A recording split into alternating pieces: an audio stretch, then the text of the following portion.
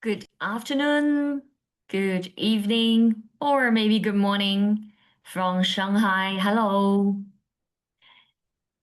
Let me know where you are joining this session from. Nice to see you again.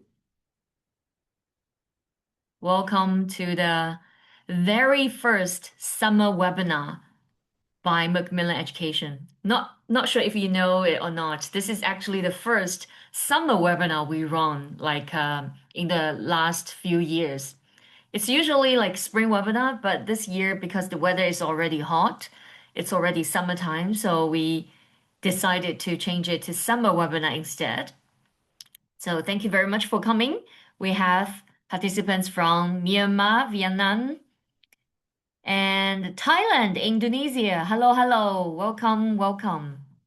So let's give everybody a few seconds or a few minutes to join us. And let me know how hot it is from your city. Is it very hot at the moment? It's actually the raining season in Shanghai, China. So it's pouring this morning. Everybody gets wet on our way to the office. Yeah, nobody can keep dry during the raining season at the moment. So let me know how's the weather like? Is it hot? Is it cool? It's cool around 17 degrees. Wow, that's very comfortable. My favorite temperature. Muggy weather here in Vietnam. Okay. Raining in Myanmar. Mm. It's hot in Thailand. Yeah, I can imagine. Hot in Philippines as well. Okay. Thank you for sharing your weather. Yeah, keep dropping messages in the chat while we are waiting for others to join the very first session. Very first summer webinar, not very first session. It's actually the third session, right? Not sure if you joined us earlier. J- Marie Marie Christ, is that right? You have joined Macmillan before the pandemic. That was face to face. Yes, we missed the face to face Macmillan days. Yeah, it's the best event ever, right? We really miss that, and we have the chance to see teachers face to face, host like a whole day event for different kinds of academic sessions, yeah, with a panel and also some workshops. Yeah. But meeting online allows us to, yeah, see more people around the region and inviting different speakers to join us as well. So that's another good part for hosting online events. Okay, so let me officially kick off the session for today. So this is the third session for this summer webinar series. We have been hosting webinars under the theme where challenges meet solutions this year. So you have probably watched our seasonal webinar earlier in May, where we are trying to address the time and the resource gap and the mixed ability gap for teachers to provide solutions in the classroom. And now the summer webinar series, we're trying to focus a little bit more on classroom management. So the theme is calm in the chaos. We're trying to provide some practical tools for teachers to address the reality challenges in your classroom. So let's come to the gaps together again. Yeah, so according to last 2 years teachers' feedback we collected across Asia, we try to identify the top five gaps, the top five challenges for Asia teachers in the classroom. So can you take a guess? Yeah, what gaps are among the top five? Or just feel free to let us know what's your top five classroom challenges or gaps. Let's see if we match, if the challenges you have are the same as we collected across the region from thousands of teachers' feedback. Yeah, I'll give you a few seconds to share your challenges.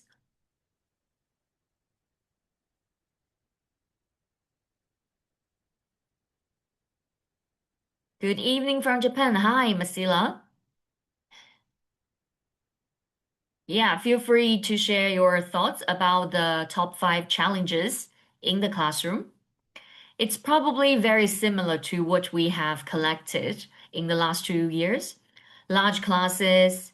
Thank you, Amir. Yeah, Amir joined us earlier in the panel discussion. Yeah, he shared his classroom challenges and how to address the solutions to address these challenges. If you missed that panel discussion, you can go back to watch the recording from our official channels.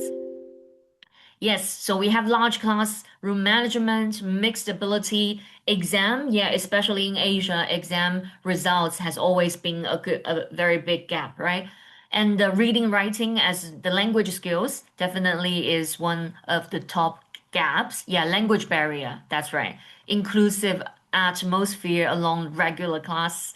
Wow, that's a very good point, Vinny. Yes, we have like a very strict classroom rules in Asia. The culture, right, is quite teacher centered. Sometimes we have very like regular classroom principles, but at the same time, we want to make the English classroom more inclusive, more diversified. So that could be a good challenge, a big challenge there. Students tend to respond in like the local language, right? In local language. Yeah, so that's a language gap. Incapability of concentration. Well, that's also a common challenge because students nowadays have maybe a shorter attention span due to the short form, maybe videos, due to the information exposure. Yeah, so they have maybe difficulties to concentrate longer in the classroom for reading or for more higher order thinking skills like type questions or yeah more challenging tasks.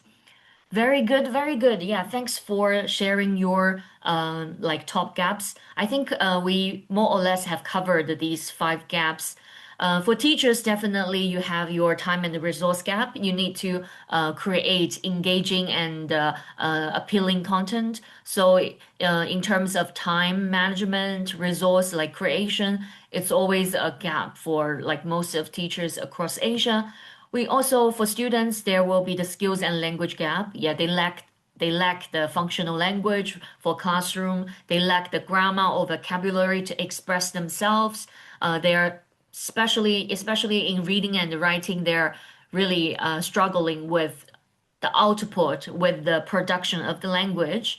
And also teachers mentioned about large classroom inclusivity and mixed ability, right? That's always a gap, especially in Asia, we have slightly larger classes.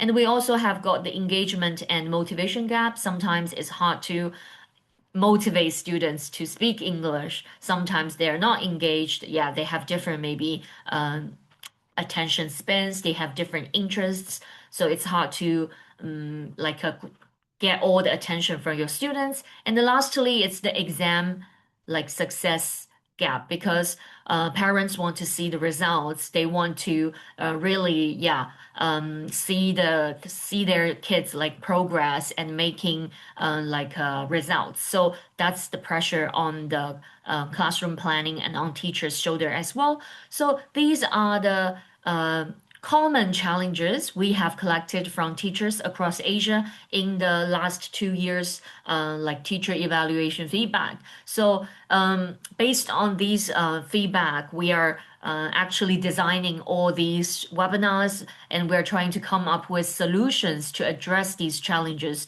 to really help teachers out there in the classroom to empower teachers with practical tools together with like academic methodologies or a lot of background like information to empower the teachers in the classroom. So that's why, yeah, we're running these webinars. And thank you very much for your input and for your information shared with us. So we really welcome you to share your further information, feedback after today's session or in the future. Yeah, we always take your feedback as one of our most important insights to create more insightful or like practical sessions in the future. So based on that, we have come up with the sessions, so looking forward. Stay tuned for the sessions. But before I move on to introduce our speaker for today, I'd like to invite you as speakers for Macmillan Education events called the New Voices. So we've got a lot of old voices like us, like me and Josh and Del, or our global trainers in different regions of the world. But we are also looking for ELT teacher trainers or frontline teachers in the classroom from all over the world to speak at the Macmillan Education Advancing Learning New Voices online event. So the event will be held in September. So it will be on the 23rd Wednesday of September 2026. So we are looking for teachers, teacher trainers, or academic heads all around the world to share your experience. If you're passionate about innovative teaching in the classroom, if you have done some research to revolutionize the classroom, if you want to share your frontline experience with students, as long as you have something to share, we really encourage you to submit this submit for this New Voices teacher online teacher training event. So we will select from candidates all around the world to be a speaker for our New Voices event. So the deadline would be 28th of July, so around 1 month from now on. Please, if you're interested, you can check this website. You can go to this website in the chat and go to the website to see the submission process. It's not a very difficult process. It's an easy one. So you can go and have a look. And we really look forward to seeing you with us in our Macmillan Education Global New Voices event. So yeah, if you're interested, feel free to check out. Okay, so without further, I actually have some further ado before I jump. So yeah, you can also follow us on our social media to stay tuned with these events. So we will announce more information on our social media. You can follow us to stay tuned. And as Dale has said in the chat, we have Amir who has been part of our event last year, and this year we actually have also have Amir with our panel discussion in this summer webinar. So we really would like to engage you more in our regional and global events together. So we want to hear more from the first experience in the classroom. So welcome very much. Yeah. So here's Amir in the poster, as you can see in the first panel discussion. And maybe one day you will be there in the poster with us very soon as well. Yeah, please don't hesitate to submit your request for this New Voices social event. Okay, now without and also, as I mentioned, the webinar, this webinar series, you're going to receive certificates, of course. Yeah, the first two sessions we have already shared the certificates through our Macmillan Education Asia email system. So if you haven't received the certificates, please have a look at your inbox or spam box. You should have already got them for the first two sessions. So if you have encountered any difficulties, feel free to reach out to us as well. We will try to help you. Yes, Amir, thank you for sharing your unforgettable experience. Yeah, once in a lifetime. Yeah. So very much welcome for everybody else to submit your work and your sharings. Okay, so now without further ado, I'm going to welcome Josh to the stage to give us a lesson plan masterclass for our very brand new product, primary product. So hello, Josh. Hello. Hello. So I'm going to give you the stage. Everyone, if you have any questions for Josh, please submit your questions in the chat or using the Q&A function, and I will keep an eye on the questions, and we will have some time for the Q&A at the end. So the stage is yours, Josh. Perfect. All right. Thank you, Super, for the wonderful introduction and all of that helpful information. And if I look at the participant list, we are already at 103 participants, not counting those streaming on WeChat. So a very exciting turnout to start. Yes, we can all give ourselves a round of applause for being here. And thank you for taking the time tonight, for spending your evening or afternoon with us. Let's get into it. So I'll share my screen here. Make sure I've got my sound shared as well. Okay. And I'll just move things around a little bit because I'm working on a small screen. Perfect. Okay. There we are.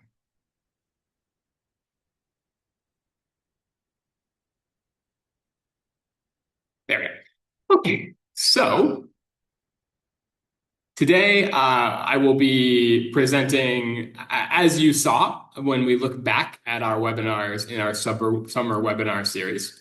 Super's webinar last week was on fun to focus. And then following in that theme, we will be speaking about from focus to fun.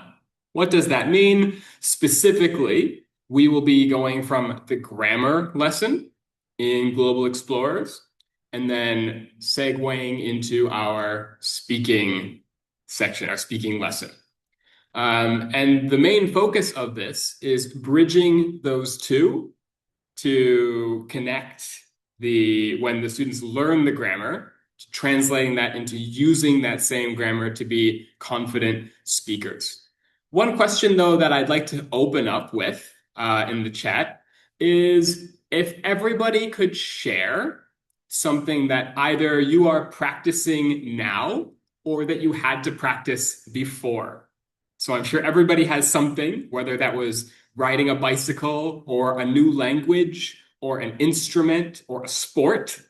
I personally have taken up the guitar this year. It's very daunting. It has it offers a lot of challenges. It's very painful for the hands. So what are you learning? Please share. Here we are. Perfect. Uh, so Ian, I'm also practicing Vietnamese. I think you'll probably agree the pronunciation can be intimidating if you see it all at once. Very good drawing perfectly. Carol, sorry, I see you there playing ukulele. Perfect. Tennis, thank you, super. I did not even realize you were taking up tennis. That's wonderful. And please, again, anybody keep sharing. What are you learning? Vietnamese, amazing. Thank you, Chris. Table tennis, oh, awesome. Roller skating. Oh, this is amazing. This is wonderful. So much coming in. Law. Wow. Thank you, Wang. Guitar, piano, swimming. Fellow new guitarist. Hello, Julia. Unless you're referring to having learned guitar when you were younger. Basketball. Okay, perfect. So the reason I start off today. Oh, and music theory. So music heads. It's especially helpful because the metaphor that I will be weaving through today's the theory part of today is music and performance. So, the other reason that I mentioned this, that I want us to think about this, is because in some ways, especially when we're talking about and learning about education, we should really keep the mindset of a learner. And of course, we were all learners when we were young. I will stop just for a second to take a look at John's because natural bodybuilding, plyometrics. I've never heard of plyometrics. I don't want to digress too far, but if you want to offer a quick definition of that, I'm very intrigued. And singing, amazing. Singing, it feels like very therapeutic. But let's continue on. So again, we want to be in the mindset of a learner, trying to remember both the benefits of practice, how we got better at these things, and also, and that will make us more empathetic to our students.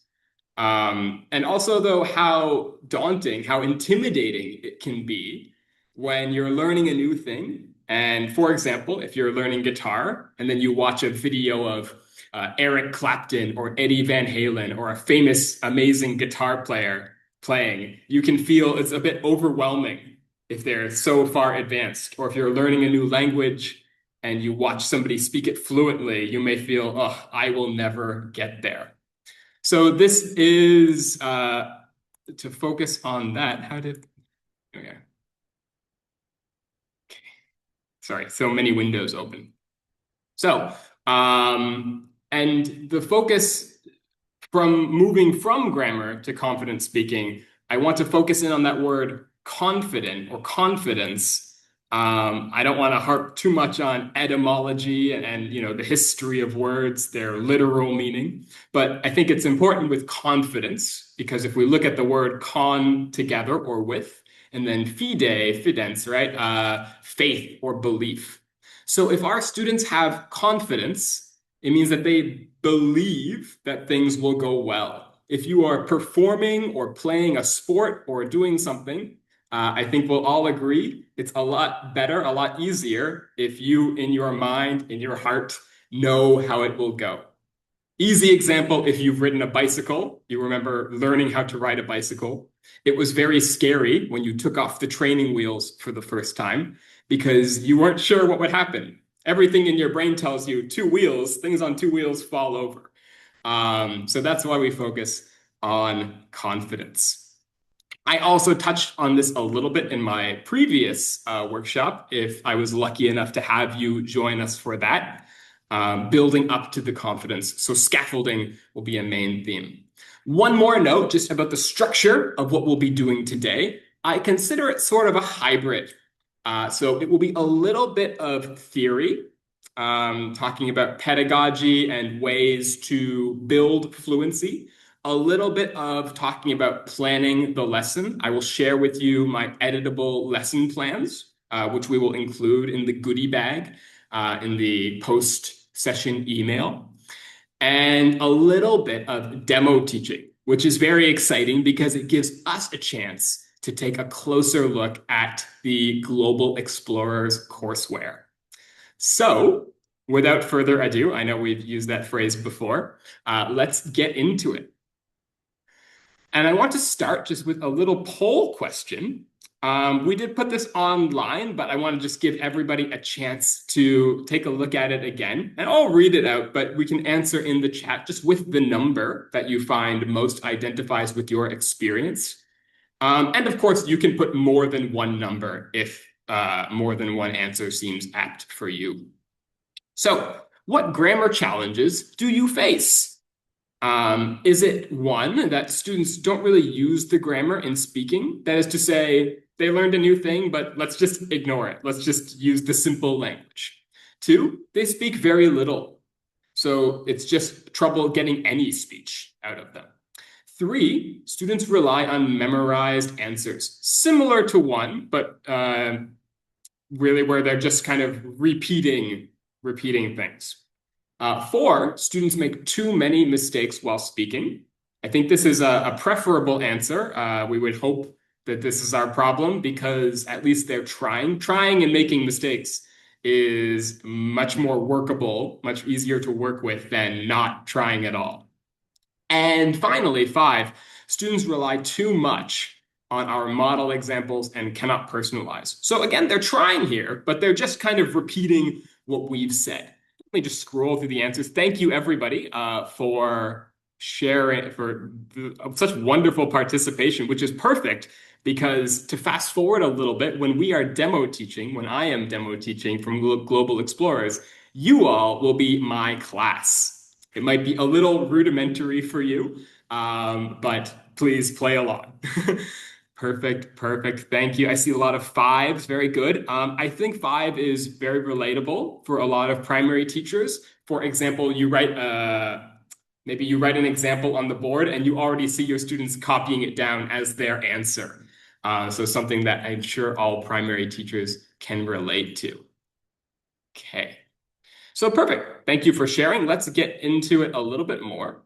So today's session, as we mentioned, it will go from focus to fun. Now, you eagle-eyed viewers may notice that this doesn't end with fun. It ends with perform. But we're calling perform fun because speaking is fun. Playing music is fun. Playing sports after you've learned the drills and the techniques is fun. That's what we're building towards.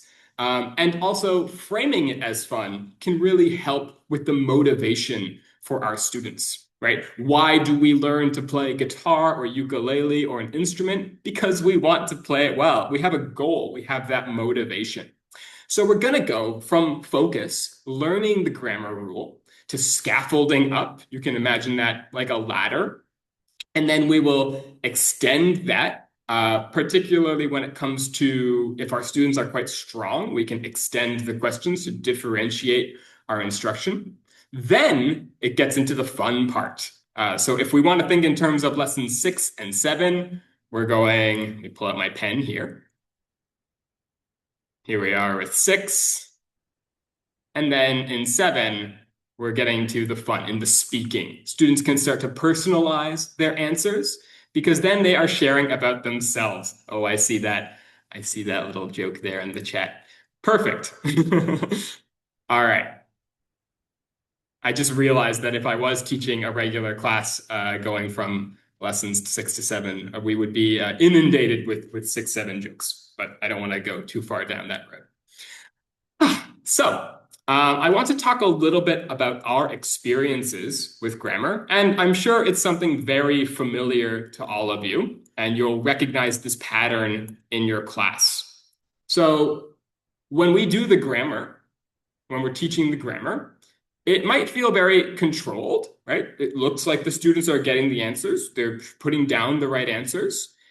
Repetitive, so they get it right the first time. We've repeated it. It looks like they've got it. It looks like they've got it down pat, as we say. They've nailed it. And accurate. So from the grammar, everything looks great. And let me know either with a thumbs up or an emote of some kind if this is where things have broken down. So it looks like from the grammar that everything is good. Our students are ready to speak. And then here comes project time or speaking time, and then blank silence. Nothing comes out. Something has disconnected here from the grammar to the speaking. Has this ever happened to you? It looks good when you finish the grammar. Everything is all set. We start off with the speaking, and then what's going on? Have they forgotten everything that we've learned? My left hand is disappearing here. Have they just forgotten everything? I see some thumbs up. Thank you. So blank silence, no transfer, right? What they learned in the grammar, like we mentioned in our first poll, they're just not applying it for some reason. And no fluency. And yes, absolutely, Amir. They can be deceptive.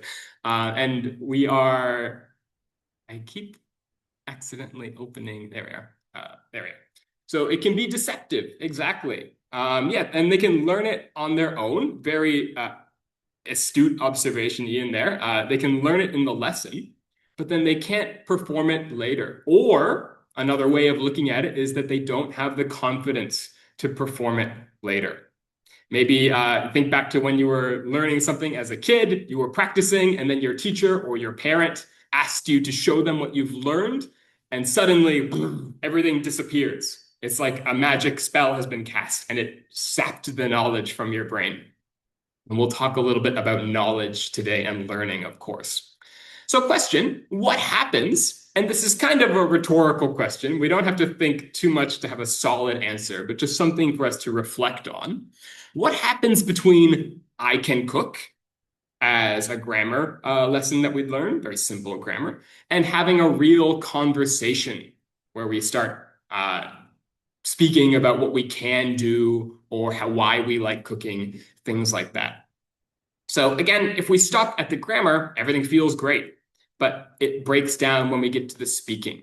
And that's what our main focus will be today, addressing that bridge on getting from the grammar to the next section, to the speaking. So let's meet my class. I'm doing air quotes there. My fingers are disappearing. My class. The reason I have a fake class here is because I have personalized these editable lesson plans to cater to my fake class. I'm sure you all have classes of different sizes and strengths. Something great that was pointed out in our panel discussion by Amir, who's here today, is that every class as long as it's more than one student, is a mixed ability class. So if you could just share in the chat your regular class, how many students are in it? Just a regular class at your school or language center or wherever you teach. How big's a regular class for you? Mine here is 30 students. That's what I'll be mentally was working with when I made this. We have, oh, okay, perfect. Oh, 45. I am amazed, Mr. Duke. Okay, perfect. So 40 plus is 28. Okay, good. Oh, jealous of Ian, 9 to 14. Amazing. Any other class sizes? So we do have a lot of around 25 to 30, which is perfect because then hopefully what we cover today will apply even more closely to you. So if we look at my class here and keep sharing, of course, your class sizes. But if we look at my class, so ages 8 to 9 years old, 30 students, lower intermediate level, and they're very energetic and enthusiastic, which I think is not unexpected with primary students. They enjoy speaking, they love getting into it, so motivation isn't the main problem. But of course, they get easily distracted. It can become quite noisy when we get to pair work. So our challenges for this class is that they tend to rush through the exercises without stopping to think. They kind of want to get it done so they can go back to having fun or go back to playing, particularly with the grammar. Also, the speaking can become unfocused or chaotic. So they kind of get away from the task a little bit. So we have to keep them on task, very important for this class.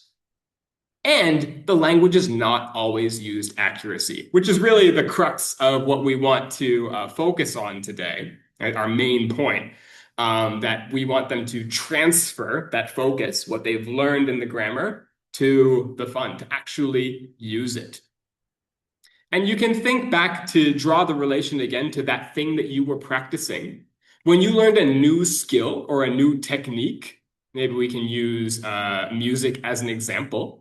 You might have something that's very familiar for you to play. You like playing that. And then your teacher gives you a new scale or a new time signature or some technique that you can use. And you don't want to use it because it's not fun to be bad at something when you're good at something else. I grew up skiing. I'm from Canada originally. I grew up skiing, and my brother would always ask me, "Do you want to try snowboarding?" No, why would I try snowboarding? I'm already good at skiing. Why would I be bad at something when I'm already good at something else? And there's just a stock image of what we'll imagine this class is. Very energetic, very cute, very fun to work with, but we've got to keep them on task. Okay, so I've talked a lot about just the introduction here to what we'll be doing. So let's get into it a little bit more. And we're going to switch over to our student book. But first, I'm just going to pop over to my editable lesson plan. And no need to no need to worry too much about all of the details here because these will be shared in the post-session email.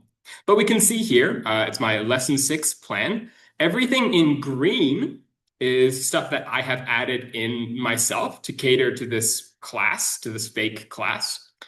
So we can see here the objectives that we have for the day, but then the anticipated problems and solutions for this class.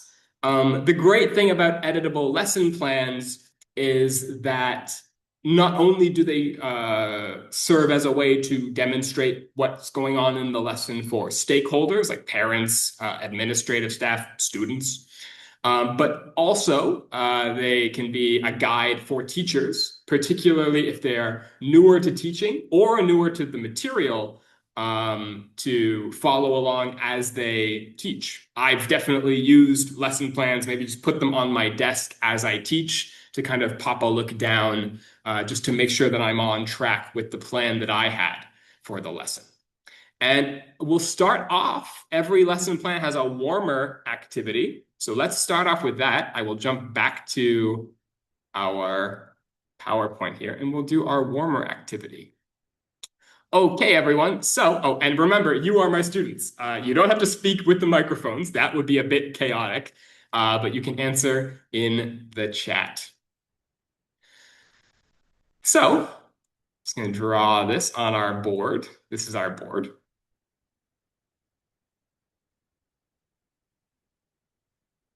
Here we are, and we'll give him a little more. Okay, perfect. So, everybody look, he is crying. He or she, we're not really sure. We have a gender neutral face here. They are crying. Perfect, thank you, Wang. Why are they crying? Give me some reasons. Why do you think they are crying? If you're stuck, you might think of what makes you cry. Excellent. If you are crying, you are not happy. Very good wine. They could be too happy. Although their face probably wouldn't be doing that if they're too happy. Oh my gosh. We've gone to a dark place with Diana. She lost her pet. Yes, I would be inconsolable if I lost my pet. She's like a daughter to me. No one wants to play with me. Very true. Yes. Frustrated. Yes. Upset. Very good. Lost something like her or his belongings. Yes, absolutely. Yeah. Sometimes we just need a good cry. Thank you, Kim. Deep in the dumps. Very nice. Good idioms. Perfect. Perfect. So yeah, so good. Many good reasons why we would cry.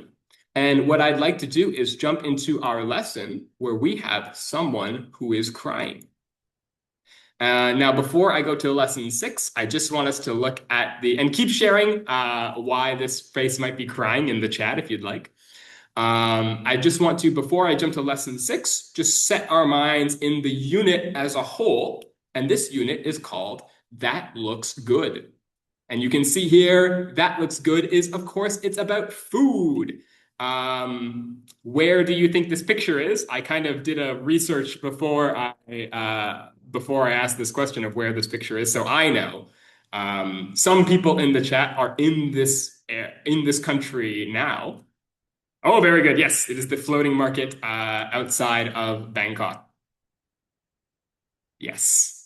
I think the hats are different. It's the hat that I don't remember the name of the hat, but people who know Thai culture better than I do can remind me the name of the hat.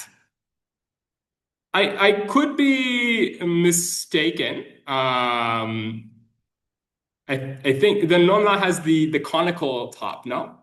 Again, I think I checked, but I'm pretty sure it is Thailand. But I do agree, Vietnam does have floating markets and a very similar traditional hat. Anyway, so let's jump to lesson 6. We're in the mindset of thinking about food, global food. Okay, and we're going to jump in here. We're just going to zoom in a little bit. And we can see someone is crying in our pictures. Now, what we're going to do in this lesson is, thank you, Del. The hat is called I apologize for my pronunciation. I'm going to try a knob. A knob. Thai speakers in the audience can tell me if that was good or if I'm butchering it. And we can see here that we are going to notice something as we listen, right? We are going to notice words that come after like and love. Now, a note to all of us as teachers, not as students right now, that we are not saying, hey guys, we're going to learn about gerunds today. Here's what a gerund is. We are not starting with an explanation of the grammar. We are starting by exposing them to language and just asking them to notice something. That's it. That's all we're starting with. Let's play through. And if you could, in the chat, or with your raise hand function, just raise hand when you hear a word that comes after like or love.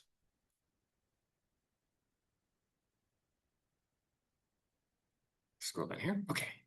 So, Alec, do you like cooking? Yes, Tim, I do. I enjoy making new dishes. It's fun. Then why are you crying? I'm not crying. I love cooking, but I hate cutting up onions. They make my eyes water. I don't mind cutting up onions. Let me do it. Sure. Here you go. My eyes are hurting. I like wearing these goggles. Then I never cry. I can cut up 100 onions. Very good, Marcella. Thank you. Oh, thanks, Tim.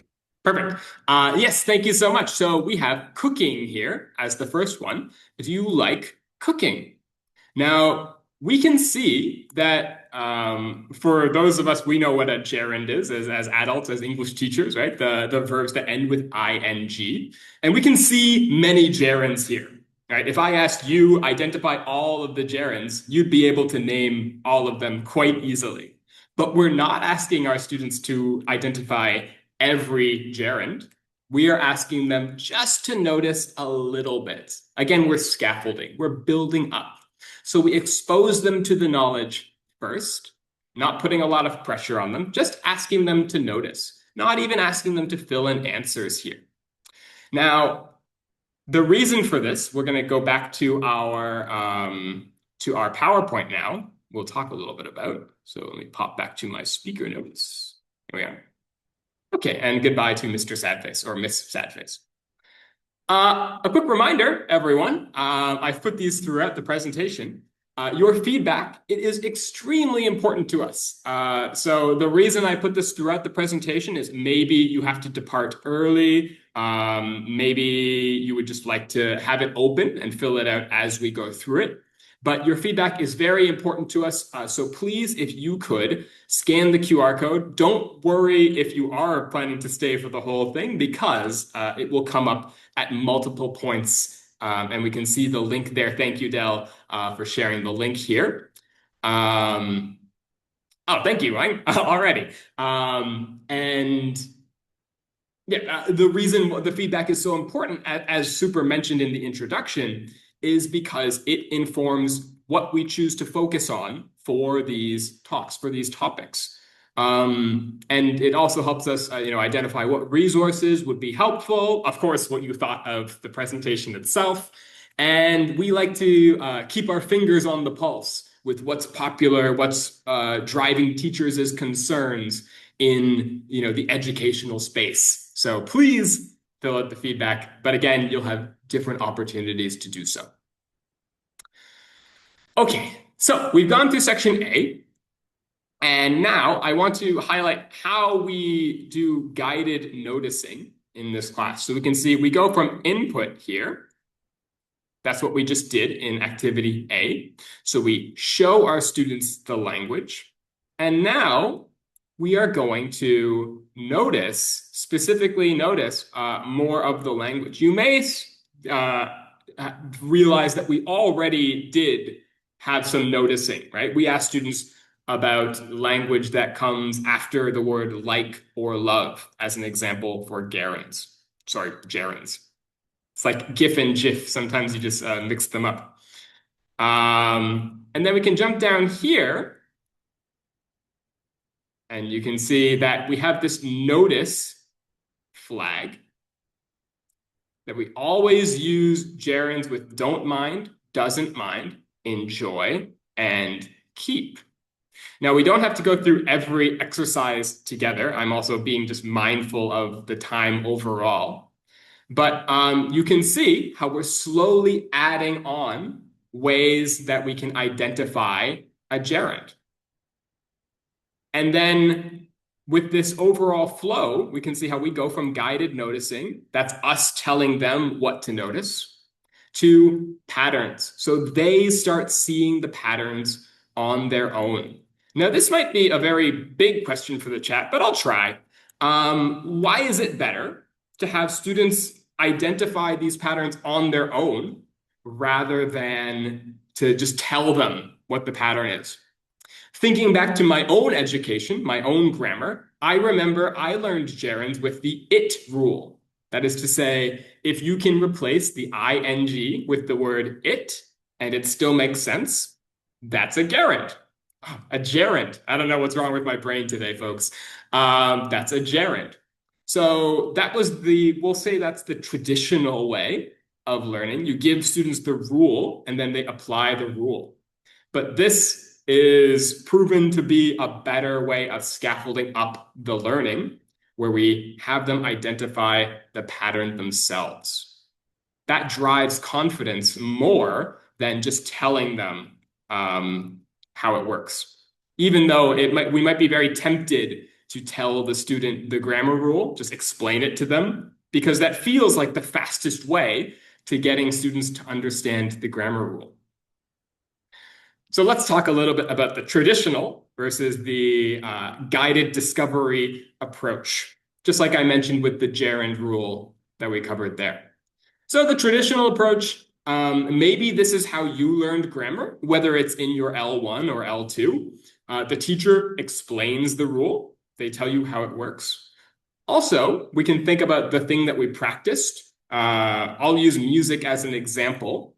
I learned music in a very traditional way when I was young. They showed me a piece of sheet music and they said, here's how you read the notes. And now it's kind of, now you have to apply all of the theory that we've told you, that we've taught you, to translate that into music. Well, we'll get into this a little bit more later, but that's not very fun for a student. Looking at a sheet of music is very intimidating for a young student. So the traditional approach, teacher explains the grammar rule. Students take notes on the abstract rule. I say abstract because we haven't really seen it in use yet. We're just saying this is the rule, and then they practice applying the rule. So if we do things in the traditional way, I'm not saying it's impossible to learn. We all, many of us learned in the traditional way, whether it's the thing that we practiced or language, but it doesn't scaffold up as smoothly as guided discovery. So let's look a little bit at how guided discovery works, as we just saw in our example from the book. So students see the examples in the context first. That is to say, we expose them to the language first, and we give them a little taste of what to notice. Not too much. We never want to overload them. Then the teacher guides the attention to key forms. We can see that in our book here. So first, we started off just asking them a little bit of things to notice. Words after like and love. And look, we even give them one right away so they can feel good about identifying one of those words quickly. Then we look back and we can see, oh, there's more gerunds. They come after don't mind, doesn't mind, enjoy, and keep. So giving them more things to notice. The idea here is that they are learning what qualifies as a gerund, and then they can come to that conclusion on their own, right?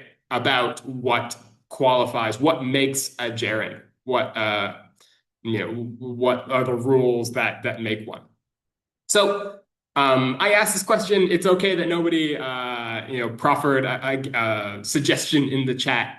But when students come to their own conclusions about a rule, it's a more powerful sticking point in their brains than if we just give them a conclusion. You can probably apply this to anything that you've learned. If you learned it for yourself, if you came to that learning on your own, it sticks a bit more. So I want to ask another question. Can you think of something that would be very difficult to learn without experiencing it? I'll give you all an example, and you can share other examples in the chat. It's World Cup season. Little shout out to my little team that could, Canada. They somehow beat South Africa and are now in the round of 16. We've only qualified a couple times, but anyway, soccer or football would be something that you would not teach it with just explanations. You would need to expose your students to it. They have to practice. So what would be something else where you wouldn't just teach it on the whiteboard? You wouldn't teach it by giving them rules and then asking them to apply the rules. You'd have to show them. What's something that we couldn't teach without them actually getting to hold the thing and to do it? Wang, absolutely. Yes, it's a very deep answer. I'll focus in on Wang's answer first, as we hopefully let some others filter in. But love, Yeah. We can't tell you what love is and expect you to know what love is. Love is a very visceral thing. It's in the body, right? We feel love. Very good. Sleepwalking. Absolutely. Yes, swimming is a big one. I'm currently in the process of teaching my wife how to swim. I was fortunate enough to learn as a child. She was not. So we do all the things that we did as kids. We have the water wings. We have her hold the edge of the pool and kick to practice her kicking. But you have to get in the water. Yeah, exactly, Marcella. You can't just tell someone how to run and expect them to run. Yes, Carol, exactly. Driving is a great example because in Canada, we have the theory. You've got to sit down in a class and do some tests, and then they let you in the car. But nobody would give you a driver's license if you just did the theory.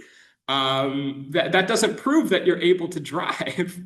Yeah, absolutely. Yeah, cycling, very good. So yeah, so there are many things. Oh, I jumped to my next slide by accident. There are many things where we wouldn't dream of just telling the student how to do it and then expecting them to know how to do it. And I would suggest that language learning is no different. We have to expose them to the thing itself, and it's more powerful if they come to their own conclusions. Okay, I want to focus in a little bit more on music. Even if you're not a musician, that's okay, because you understand what music is, you know the process of learning it, and I'm sure everyone at some point has sung a song before.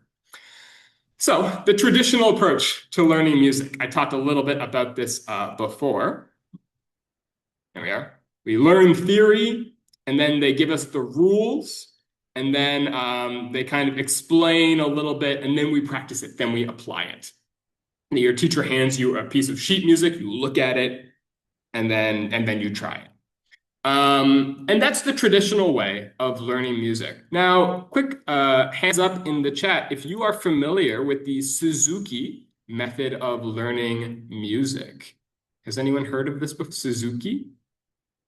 It was quite popular when I was young, actually, so it's not that new. It's showing my age a little bit. But I'll explain it. So the Suzuki method, perfect. So that gives me a chance to explain it now. The Suzuki method it doesn't use sheet music, okay? It's purely based on exposure and listening.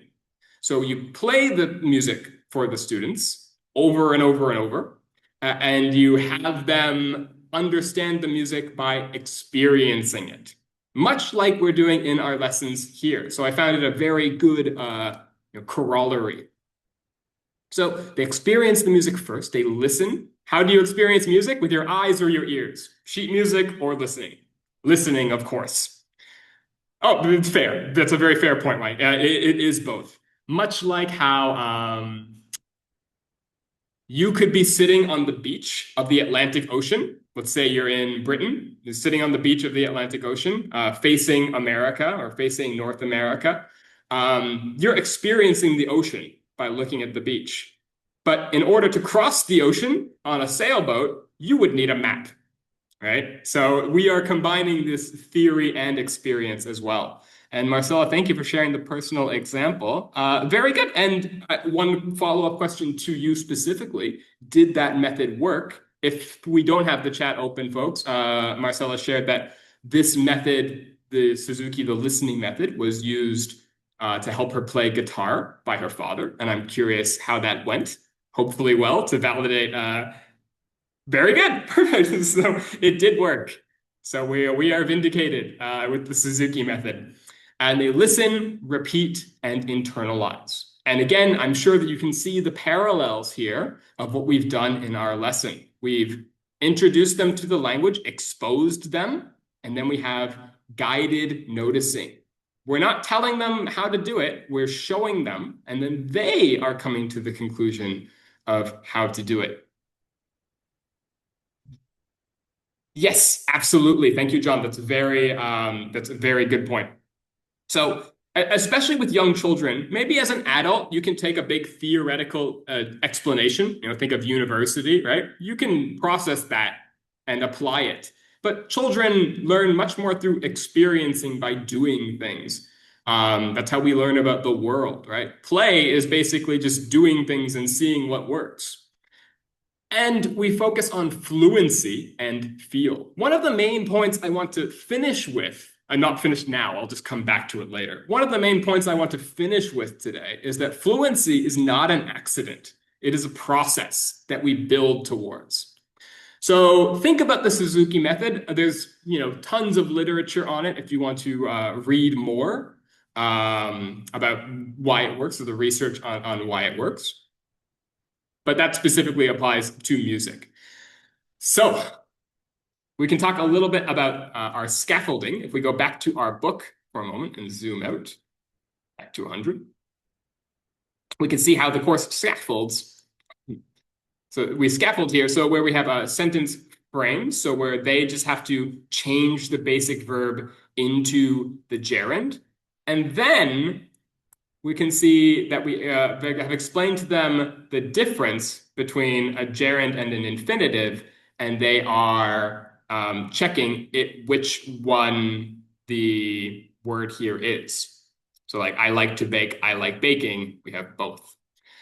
If we started the lesson by saying, hi guys, here's a gerund, that's a confusing word. Here's an infinitive, that's an even more confusing word. Here's what they are. The students would just shut down at that point, much like when you give a new music learner a big, long sheet of music. They can't process how that relates to the actual music yet, so they will shut down. And the key to confidence is to slowly build up. You can think about it like a plant. We need to nurture the plant when it's a seedling. It's very delicate. We need to help it grow. And, when it's a tree, Wang, Wang, if you want to share your answer or share your question in the chat, I will certainly get to it at the end. Yes, of course, you're free to add in, please. I don't usually get people who are brave enough to share on the microphone. I think you can unmute yourself and share your thoughts.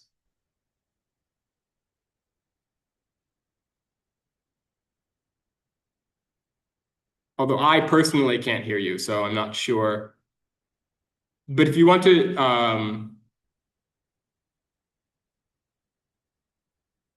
if you have a question or, oh, okay. Oh, I see. I would, in the interest of just us having many participants, I can't get to it. It'll be quite difficult. So if you could distill it into a chat or a question, we will get to it at the end. But I apologize. We can't quite go down that road, although I do want to engage with everyone. Okay, so let's continue on. So we've gone over lesson 6. We've started off with fully controlled answers, right? With those sentence frames and asking them to change it into a gerund. And that's strong support from the teacher. So we've started off providing them, so we've started off providing them with a lot of support. And we're focused on accuracy with the grammar, as I'm sure that you all have been with grammar lessons, that you want them to get it right before we go to the speaking. And then when we get to the focus on accuracy, again, we were going from focus to fun today. Then we move to semi-controlled answers. So they have some choice in their response. And still structured, but slightly less predictable. Again, so we're slowly taking the training wheels off and letting them do more on their own. This will build up to them being able to personalize their responses in the speaking section. And then students are getting prepared here to personalize their answers. So this is how we prepare for real communication. This process will help them to build up that confidence. And then when we do get to the point when we have to say, let's have a real conversation, here's your frame for a conversation, our students have a whole bank of ideas, and they have the confidence to know that those ideas are correct. because they came to those conclusions on their own.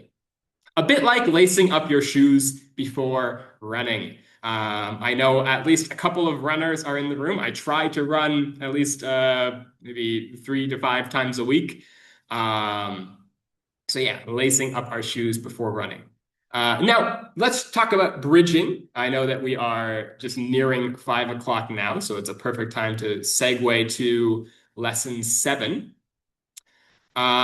where we will move from the practice to the performance. And the reason I focus on this is because with music specifically, we've learned the theory, right? We've gotten exposed to the music in the Suzuki method, but of course we still have to practice. The Suzuki method is not, it's not a way around practice. There is no way around practice. Musicians in the room will know. You can think about anything, whatever you said you practiced before, whether it was a sport or a language. There is no substitute for practice. There's no way around that. And in the age of AI, it's nice to practice a thing on your own and build up a skill on your own, because AI can't do that for us. So we go from the practice to the performance. Now, anyone who has performed music before, I'm performing now. Teaching is, of course, a performance. Yeah, you have to practice a lot. Thank you, Mas. Absolutely. And how do you feel the first time that you perform in front of a live audience? I remember my piano recitals as a kid, mortifying. I was shaking. My hands were shaking. Yeah, absolutely. Just reading some, yeah, it's shaking. I remember my leg was like vibrating. I was so scared. Some of my worst memories are about performing music. So going from the practice to the performance is no easy task. But the best weapon we can arm ourselves with is practicing a ton. So I would like to get to, here we are.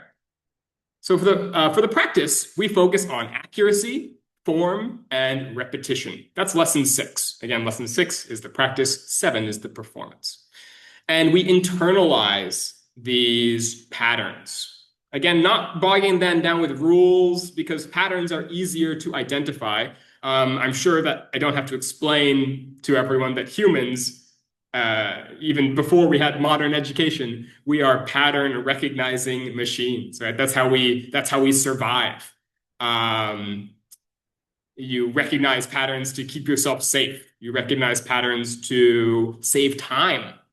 And then if we get to after we've recognized the patterns, we've practiced, now we're focusing on communication and meaning, interaction with others. That's the fun part. We get to personalize things. We get to share about ourselves. So we learn the patterns, and now we can play the music. The music is the speaking, of course. So there it is. 6 is our focus. 7 is our fun. But of course, just like you can't have your dessert without having your dinner, you have to do the hard work of focus and practice first. Our students do. So I want to turn to a little quote here. This is from the Dr. Suzuki, the eponymous founder of the Suzuki method, or creator, I should say. And here's the quote. I'll read it out for all of us. Knowledge is not a skill. Knowledge plus 10,000 times is a skill. You can just give me a thumbs up or raise your hand if you agree with that, or just type it in the chat. I agree, absolutely. You can screenshot. Well, we'll share this as well, but you can screenshot that if it's a particularly moving quote for you. A little epistemology, episteme, the Greek for knowledge, logi, logos, roughly translates to science or body of knowledge. Yeah, and I think this resonates really hard because we can teach our students the patterns, they can get it, but there is no substitute for practice, for repetition, whether it's in language or music or anything else. So I'm glad that this relates to all of us. And if you have a child who's learning music now, maybe think about the Suzuki method. They have specific academies and things for them. Another poll for all of us. It's 5 o'clock. It's poll time. 5 o'clock in Vietnam, whatever your time zone is. And absolutely, Diane, knowledge is power. So, question for everybody. Before a productive activity, that is to say, an activity where students have to produce something, what are some strategies that you use to help build up their confidence? Give me your vote in the chat. Again, you can use more than one. One, I model the task for them with the example dialogue, so I show them me doing it. Two, I provide more useful starter phrases, so I give them more examples, load them up with examples and sentence frames to give them as much support as possible. Three, I give them extra time for practice or rehearsal. And four, I ask them to practice with a partner in small groups first. Now, there's certainly no wrong answer here. I wouldn't trick you like that. I would express a little caution if we overdo it for some of them, I should say. For example, for two, if we overdo it, we want to slowly take away scaffolding. But if we give them too much scaffolding, then it becomes harder to take away. Okay, again, think about when you're learning how to ride your bike and you have the training wheels. If you are scared, adding more training wheels on will not help you learn how to ride the bike. But at the same time, if our students are expressing, fear or trepidation, we want to give them comfort. We want to give them rules or ways that they can build up their confidence and participate. So yeah, lesson 7, of course, it builds all of this into the design using frames, giving them examples in order to practice well. So there is a cooler activity in lesson 6, but in the interest of time, we won't get too into it. Let's just do it quite quickly. So this is, if we look back to our lesson plan here, we can see that we also feature a cool down or cooler activity. If you do these in your class, I would certainly recommend them. It helps to consolidate the knowledge that they have covered. And it also serves as a way to manage the energy, signal the class is coming to an end. Again, we're coming to the end of lesson 6 here, moving on to lesson 7. Where we would make a Venn diagram. I'm sure you're probably familiar. You can see them here, a Venn diagram of gerund sentences that would have in common. So you could have your students work in pairs. Let's just quickly do it with animals. In the chat, if you could just give me any animals. Give me 2 animals. I'm going to pick the first 2 that come up. Animals, please. What's your favorite animal? Eagle, thank you. Eagle and penguin. Perfect. Eagle and penguin. So, eagle and penguin is perfect. I'm cutting it off. You can keep typing your animals, but we'll do eagle and penguin. All right. Who can give me a common gerund between eagle and penguin?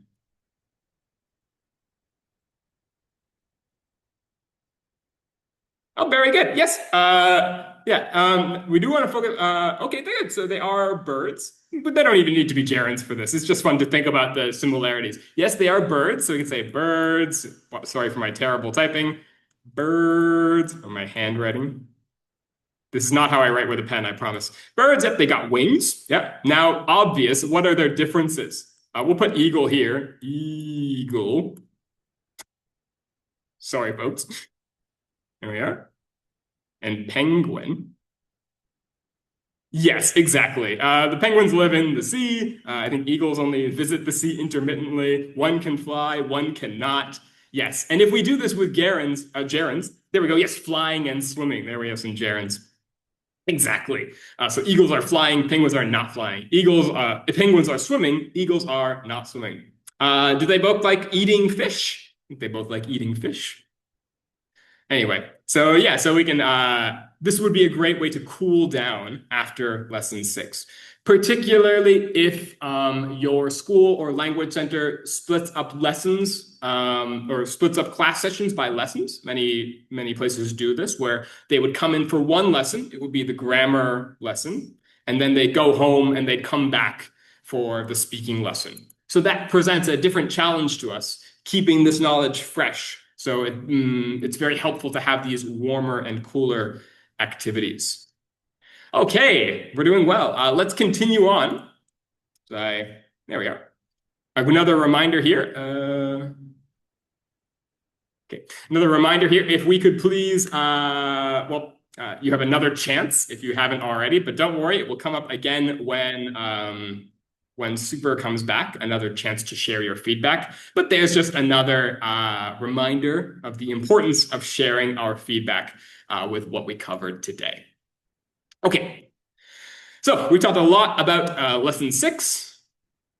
We talked a lot about lesson 6 here, and now we're going to jump into lesson 7 with our remaining time. Yes, so I have a question here just to the host and panelists asking if we are sharing the lesson plans. Yes, so the lesson plans, the editable lesson plans, which I have edited for this fake class that I presented at the beginning, those will be shared in your goodie bag. Oh, sorry. Thank you for reminding me. I had my speaker notes open and then I didn't change the tab over. So thank you so much, Jinky. I really appreciate it. So ramping up to performance in our student book. And let's just take a quick look at our student book to talk about our performance. And the warmer activity here, we can see, again, every lesson has a warmer activity. So we can see this one for lesson 7. Okay. And we will talk about places that we eat. So before we get into the lesson, again, the warmer activity is meant to be done before we've opened our books. We're not sitting down and just saying, okay, class, open up your books. We are getting our students comfortable, getting them thinking about the topics. So imagine they've gone home at the end of lesson 6 and they've come back. They're back in class. Hello again, everyone. Welcome back. Where do you eat in your house? Where do you eat in your house? Do you eat in the bedroom? Do you eat in the bed? Very good. In the living room. Thank you. And what's good about the living room? Maybe we can watch television when we eat. Maybe that's where our family eats, the dining room. Very nice. Yeah, very good. Where would be a bad place to eat? What's a bad place to eat? Somewhere not okay to eat.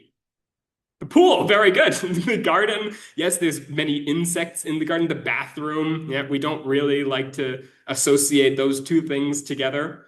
Yeah, the bedroom, you can get crumbs on the bed, very good. Yeah, absolutely. So this warmer activity, just getting them thinking about eating, but also speaking about eating as well.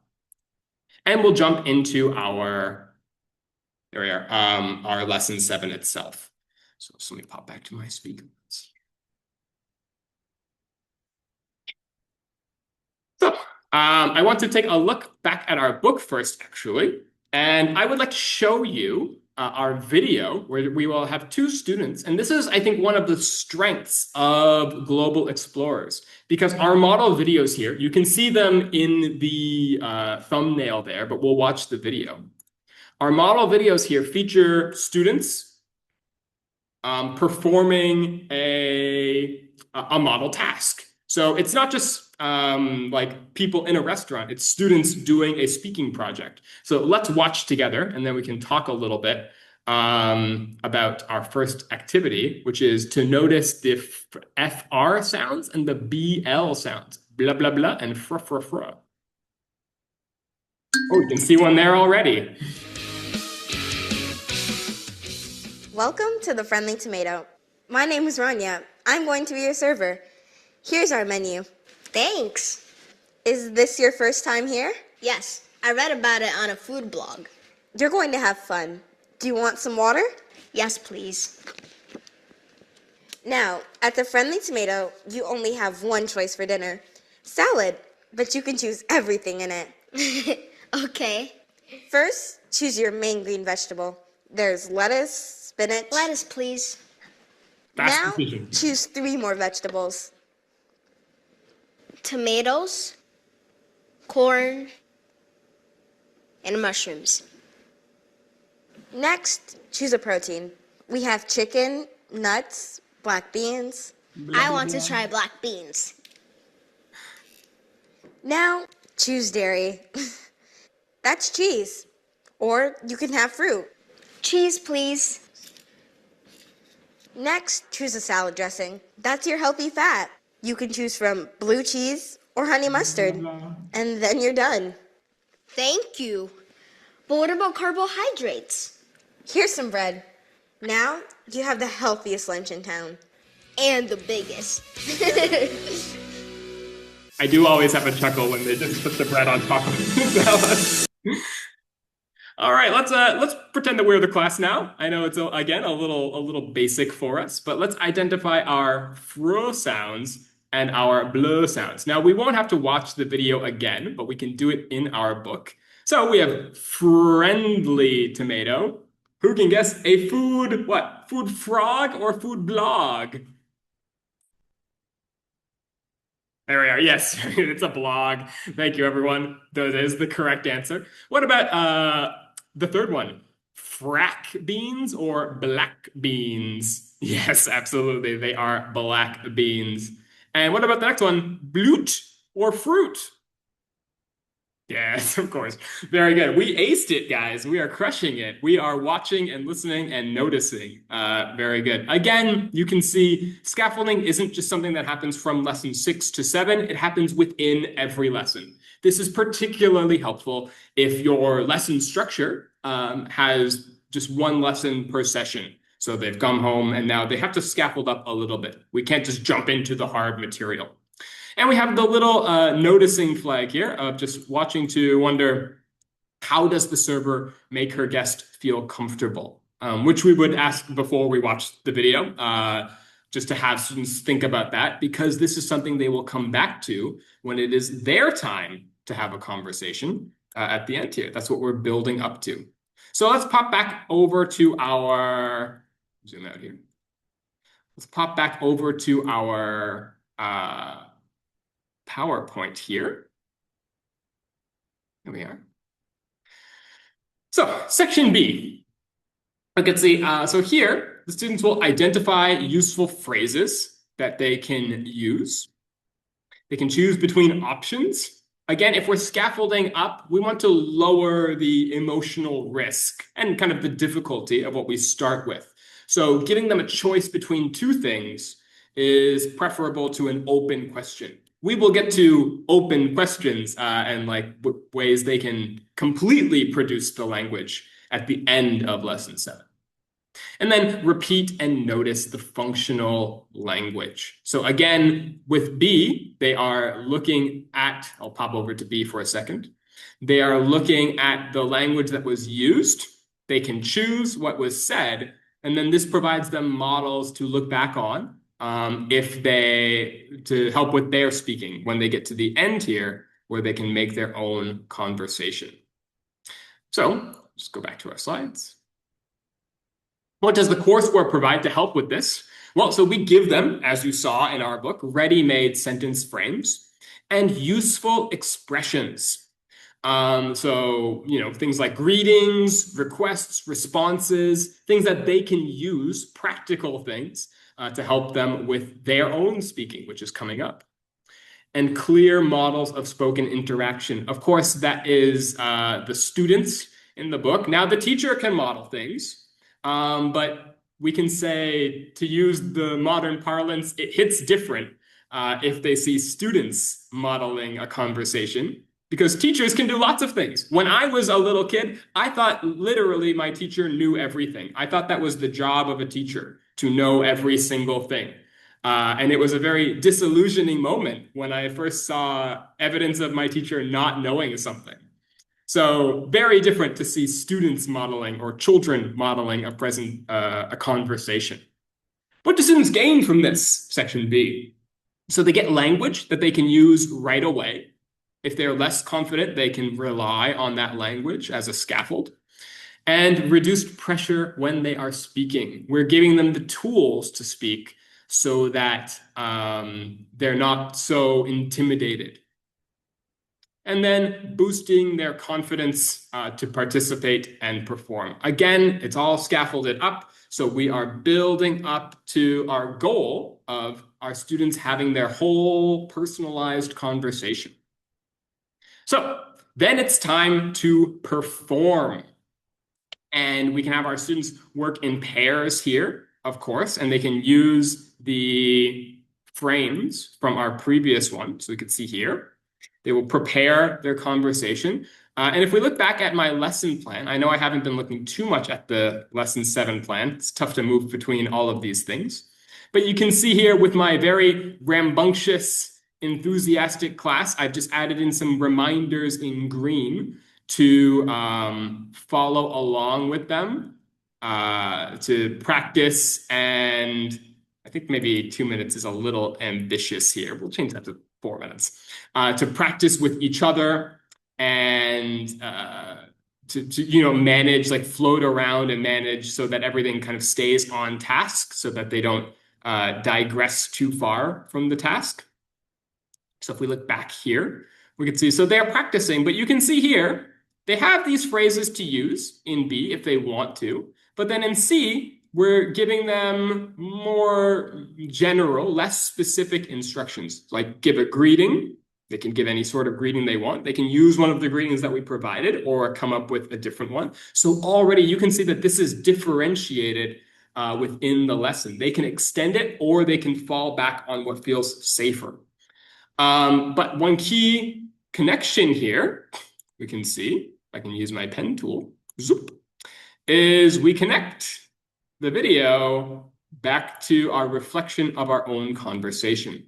How does the server make her guest feel comfortable? And then, did I make my guest feel comfortable? Why is this important? Well, I think it gets to the point of why we have conversations at all, to connect with others, to share feelings. We opened up with feeling sad, why you'd feel sad, and then a curveball. It was actually because you're cutting onions. But this helps to draw that connection to kind of bring it all together at the end. And then they'll practice their conversation together at the end there. So if we jump back to our PowerPoint, just thinking about the performance itself. So it breaks the conversation into clear steps. It models what they just saw it mirrors what they just saw in our model conversation. And it moves them from phrases. This kind of is mirrored from the grammar to speaking. It moves from phrases to interaction using these phrases. That's the whole goal we're building towards the fun. And also students know what comes next. So they can see, of course, on the page what comes next. But they're already thinking about, oh, how will I make my conversation? How will I greet my partner? And it makes the interaction between students manageable. Thinking back to the beginning of today's session, I asked us what usually happens when we go from grammar to speaking. And one of the things that I listed there was just blank silence. Students feel overwhelmed when we ask them to produce language. This makes it a lot easier for them to manage that because we are providing them the tools that they can rely on if they need it. And if they don't, then they can extend and provide their own greeting. They can provide their own sort of comfort to the person visiting their fake restaurant. So it makes a real conversation easy and approachable. It gives them the confidence, and it lends itself to universal design because it caters to all of our students, whatever the level. So really addressing that mixed ability gap in class, while also focusing in on the skills and language gap, getting them to use the grammar, and the confidence and exam success, but more focused on the confidence gap to build that up. So I want to conclude our fake lesson 7 with a little game. This is called the secret rule game, and everybody in the chat Please name any food you can think of. You can type in as many answers as you want, and I will tell you if your food is acceptable or not. Okay, I'll have to go through these quickly. We're getting a lot of them. Marcella, no. Sorry. Norisa, no. Super, no. Yayu, no. And I don't mean to be so negative with no. It's just the fastest way for me to say this. And no, I'm afraid. Wang, no. Crystal, no. Nope. Chang, nope. Cherry, nope. Faith, nope, I'm afraid. Jinky, nope. Nope, nope. Still haven't seen any. No one has found out our secret rule. Burger, nope, nope, nope.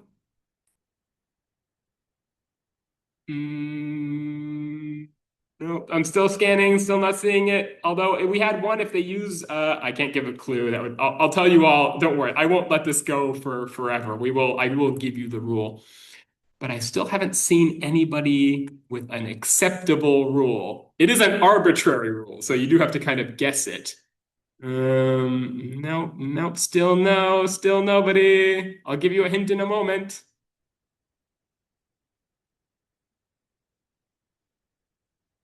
Okay, guys, my favorite food is jam. Jam.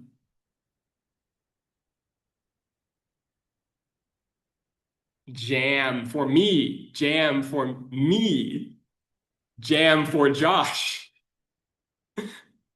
Just jam. Jam and juice. Yes, there we are. Thank you, Show. Salad. We have the first one. Congratulations to Show. You got it. The rule? Can anyone tell me the rule? What is our secret rule? Well, your name has to start. Oh, yes, Yayu, you got it. Very good. Yes, there it is. Thank you. And you got it.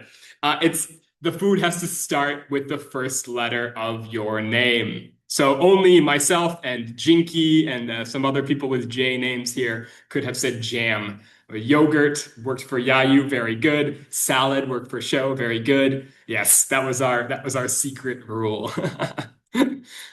So that was the cooler activity, the cool down activity. A little game to conclude the class. I hope that you enjoyed it.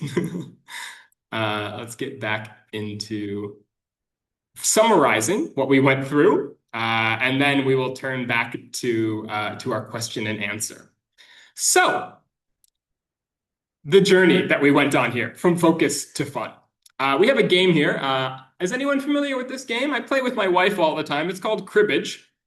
And the reason I mention cribbage is because it's a game that I played a lot as a kid. And I don't know that it's very popular in Vietnam, but I taught it to my wife. And now we play it like every other day. We love cribbage. It has gone from focus to learning the rules. And I kind of had to relearn them as an adult to fun. Oh, look it up. I'll type it in the chat. Cribbage. Cribbage is a great game. You can look up the rules. It's a very simple card game. You don't need a board for it, but it is very fun and helpful to have the board. You move the pegs along the board. It's just a simple card game. You just need a 52 standard deck of cards. It's very fun to play. 2-player, 3-player, 4-player. Look up cribbage. You'll thank me. Trust me. Focus. So we notice patterns in the language. We build the accuracy through practice. And we move, this is the scaffolding, from controlled exercises to semi-controlled. So we're giving our students a little bit of autonomy here. And then double animation there. And this develops confidence within the form. So they have to feel confident in the grammar before we can start them off on the speakings. Then to fun, we perform real interactions. We build these conversations step by step. And we move from structure to freer speaking.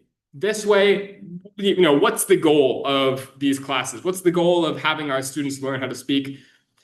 Could be for tests, could be for, showing their parents that they can speak English well. But really, we're teaching our students to share, to connect with others.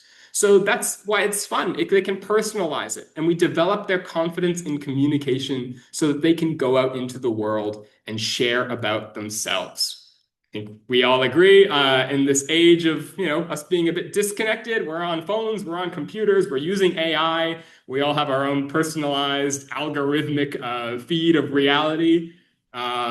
We could use a bit more connection. So something to think about. Fluency, to conclude with, fluency isn't something that just happens. It's not like we practice and then just become fluent. It grows gradually through careful scaffolding.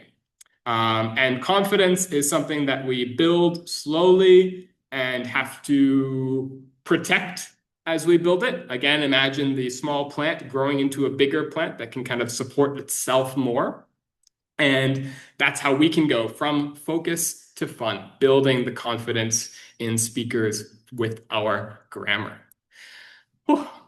So thank you so much, everybody. Again, our goodie bag will include those editable lesson plans, as well as different elements of today's presentation. And I agree 100%, and AI is not the teacher. It is one of the main things we have to contend with as teachers. Maybe contend is the wrong word, but reckon with, I should say.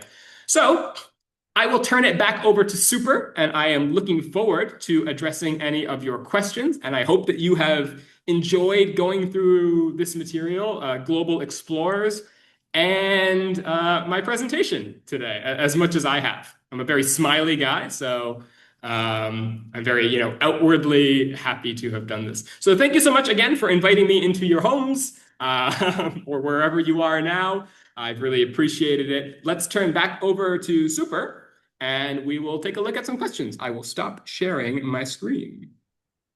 Thank you very much, Josh, for your brilliant session. I think I see a comment in the chat saying, okay, now I believe AI is not the teacher, but you, Josh, you're the teacher. I am the teacher. So thank you very much for these great ideas. And I really enjoyed the journey you took us like from like in a music lesson, right? From the very beginning, learning how to play and then all the way to performance. Yeah, I really like the analogy there, like our English classrooms, where we, yeah, from knowing the words to gradually building up the sentences and then knowing how to communicate like in real situations. Yeah, have a focus on fun, but also moving to focus at the end. Yeah. So now everyone, if you have any questions, feel free to drop the questions in the chat or submit in the Q&A. And at the same time, while we are collecting questions, you can also share your feedback with us by scanning this QR code. Yeah, on the screen to share your detailed feedback with us about Josh's session, about your challenges, your questions, your concerns about your teaching. Yeah, so we really, really welcome you to share your ideas with us. And while we're looking at teachers' questions, let me get back to the Q&A to see if... Okay, yeah, there's a very good question from Janky. So, Jinky said, how do we measure like whether our scaffolding has worked or not? Yeah, this is a very good question. Yeah, Josh, would you like to Yeah, of tackle this course. question? Yeah. So it's a bit tricky in one sense because so the scaffolding that we do in the grammar section is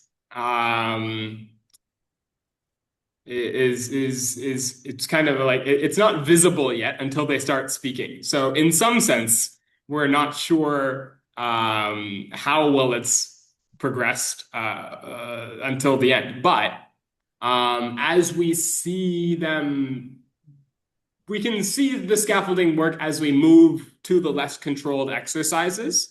And that's kind of by design, where we go from controlled to less controlled. So by the end of lesson 6, if they are able to, identify what's a gerund and what's an infinitive, and choose the right word in the text for their exam practice section in F. We didn't cover F too in depth because we're limited by time, I'm afraid.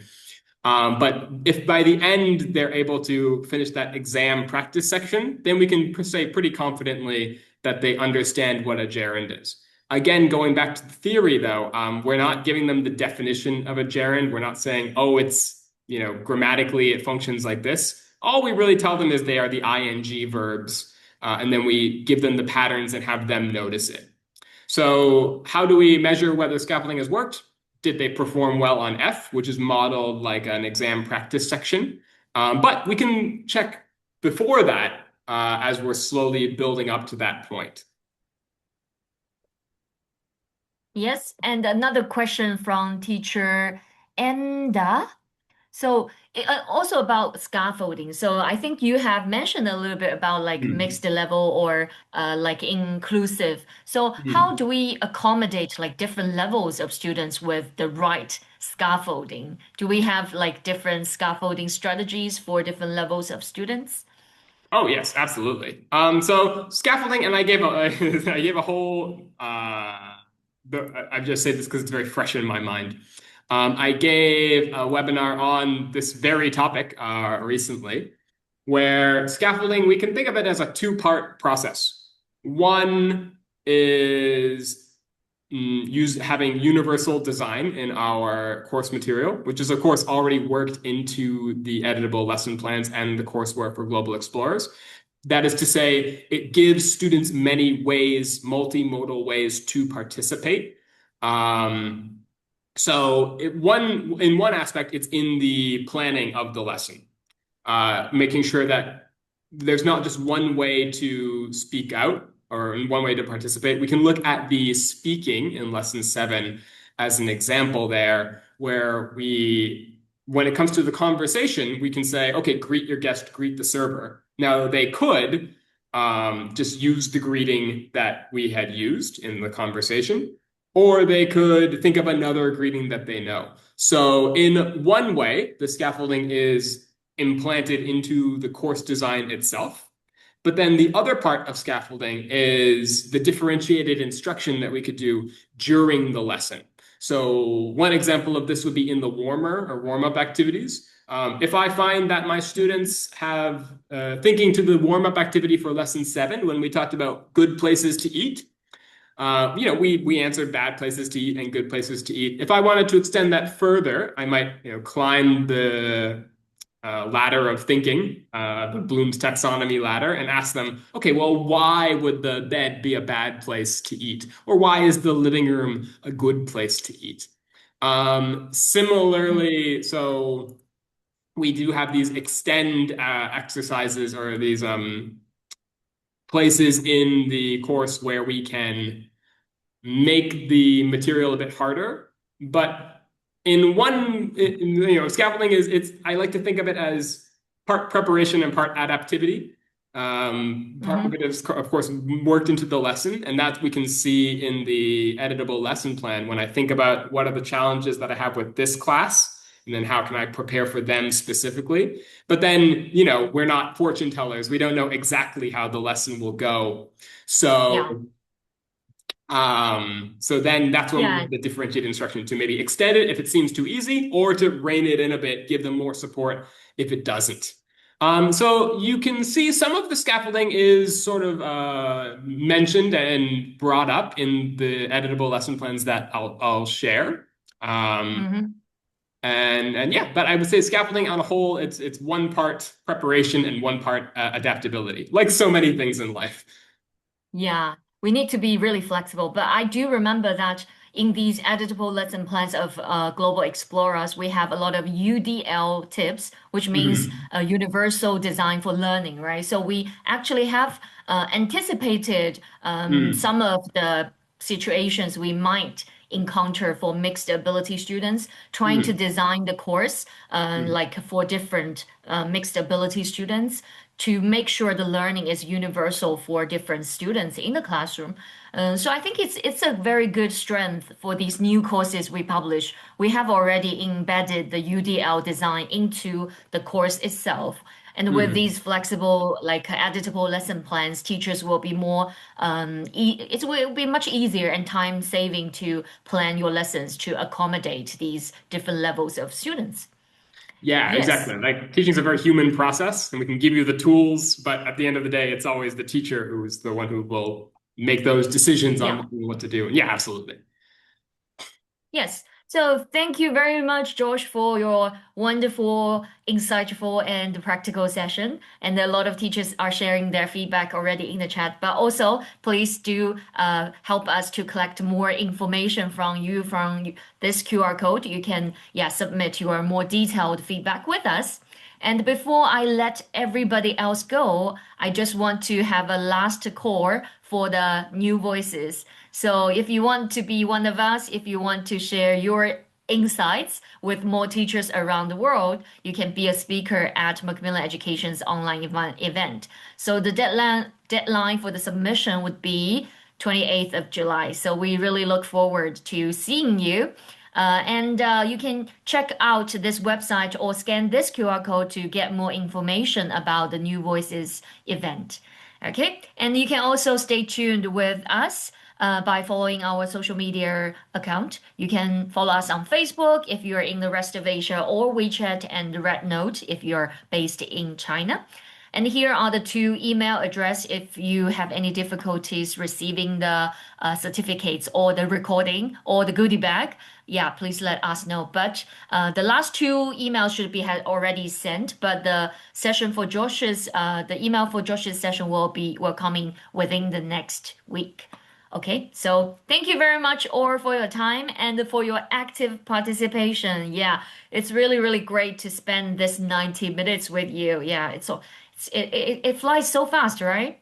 So we Yeah. really look forward to see you very soon with our next round of webinars where we provide more solutions to your challenges in the classroom. So thank you very much again. See you next time. Thank you so much, everyone. Bye.